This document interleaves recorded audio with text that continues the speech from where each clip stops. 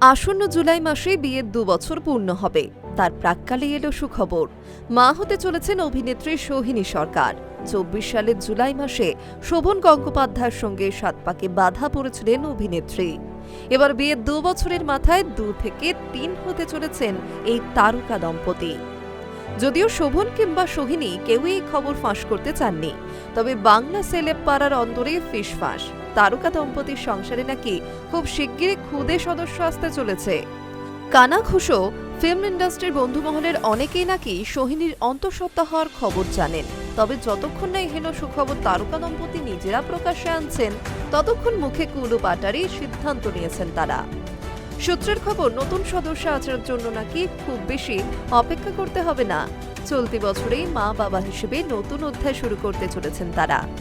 তবে এখন এই বিষয়টিকে লাইমলাইটে আনতে চাইছেন না অভিনেত্রী এবং গায়ক।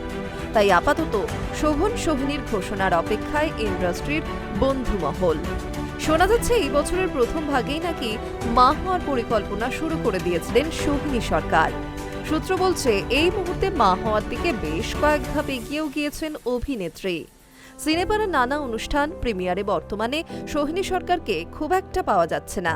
সেখান থেকেই গুঞ্জনের সূত্রপাত আসলে।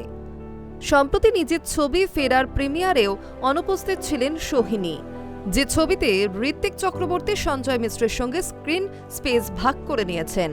কিন্তু সেই সিনেমার প্রিমিয়ারে টলিপাড়ার সিংহভাগ উপস্থিত থাকলেও দেখা যায়নি অভিনেত্রী সোহিনী সরকারকে। High news network.